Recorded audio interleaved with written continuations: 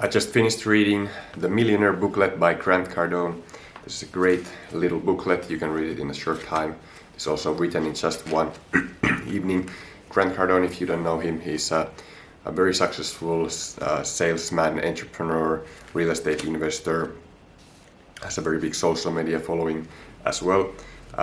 So in the beginning of this book, he actually talks about how he was in a charity event and they were trying to raise up like $1 million, or I think it was even more than $1 million, and then there was like some people donated a little bit, but then 1 million was left to be donated, and then nobody seemed to donate anymore.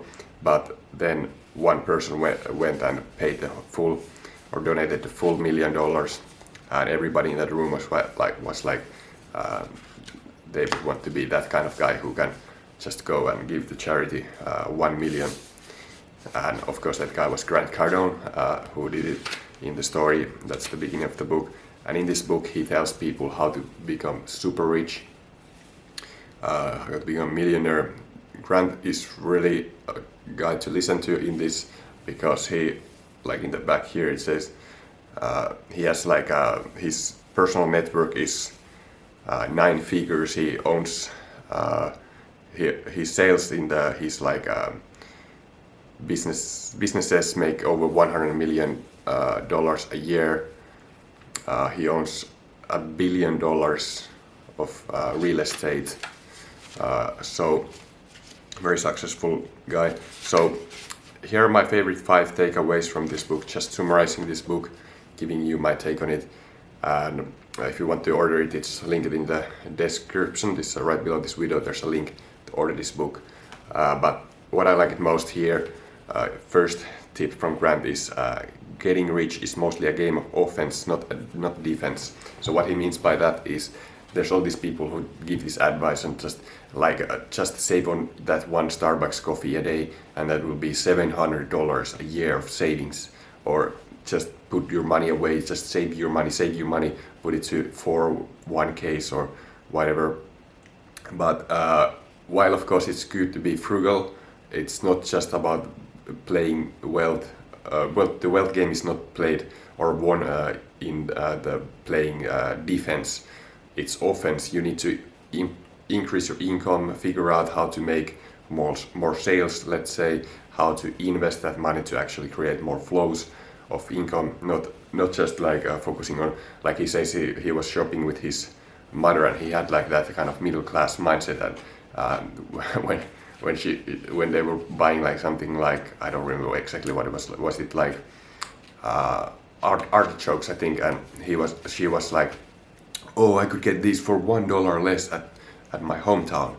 And then Grant was like, because Grant had told him first that pick up I think 6 of those artichokes, and then he was like, after his mom was like, I could save $1 on these on my hometown, he was like, make it 12 because I cannot go broke $1 at a time. So yeah, like it's not about just saving. He also says about the coffee saving thing, like if you save like a couple of bucks on a coffee every day, you will not become rich, you will just become old. So $700 a year is not going to make you rich any day. So just realize that, and it's more about getting more sales, for example, increasing your income in every possible way. The second thing here, second point, make the millionaire decision. What he means by that is that if you don't lose that middle class mind, if you have been conditioned to think, or if your goals right now are nothing more than just some kind of like a house, like a $200,000 house or something, and you want to just live there and have like a car, and you want to just work on a job, and that's not going to make you. You first need to set your mind to it, that you need to today decide that I am going to become a millionaire. And many people will tell you that you can't, but if you talk to the really rich, they say you can and you should. And when you make that decision, only then it's possible. You need to make the decision that you are going to become rich, that you're going to become a millionaire, maybe even deca-millionaire, 100-millionaire. You make the decision first, and then it's possible. And then third, increase your income in any possible way. This is really important, that you don't like think that things are like beneath you. Grant was talking to some couple who had like some money problems, I think, and they were like, these things are, because he was suggesting that they start selling their possessions that they don't need. Then they were like, these are so beneath, these tips are so beneath us. And what he said was, what's beneath you is living paycheck to paycheck. So if you have like that chair, or you have that closet or something that you never use, you have that shirt that you don't ever, or sweater or coat or something that you never use, just put it online and sell it. I've been doing this a lot, selling stuff that I don't use. I've read this book a lot of times actually. It's good to reread. But that's one way. Just get rid of anything unnecessary and make some more income from that. And at your job, before you jump on like trying to get like a different job to increase your income, just figure out how you can add more value at your current job so that you can increase your income. In sales, if you're in sales like me, that's very easy. You just become a better salesman. That means if you're now making 5 sales a month, you can make 6 next month and 7, 8. And that's the wonderful thing about sales, is that you can really like improve your income. And then that's third. Then fourth idea is, tip here is, you need to be asking this question yourself constantly: who's got my money? Who's got my money? That's the question. That's especially in sales, you want to be asking, who's got my money? So then you figure out who's your prospect, then you go to them and you sell them your product or service. Who's got your money? You got to be figuring out who are the people who are going to be willing to pay for you in exchange for value. So that's how you make money. You always give value and you go to the people who want it. So who's got your money? Who's got your money for your new suit? Who's got your money for your new shoes? Who's got your money? So we keep asking that. And then fifth and final idea, stay broke. What that means is not, of course, that you don't, it sounds wrong, stay broke.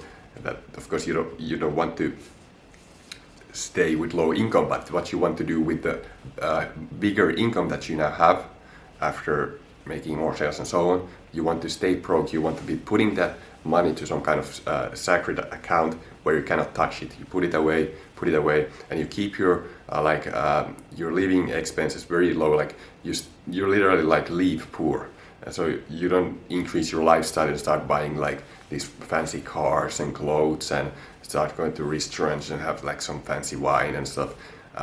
Even if you make like 10,000 a month, 20,000 a month, you want to be putting everything excess out and stay living in the same apartment, stay driving maybe the same car, very humble, just stay broke, like, and then you want to be even making it like so little to live on that you stay hungry, that you're like, I need more, I need more, because then you stay hungry. When you have like a good income and you have like all like you start eating like fine foods and all these things, then you will not lose all that motivation to make money. But if you stay broke, if you stay living like you have been, then you will be motivated to make more money. So that's it. Get this book, subscribe to this channel. If this was helpful, give it a thumbs up as well, and I'll see you in the next video.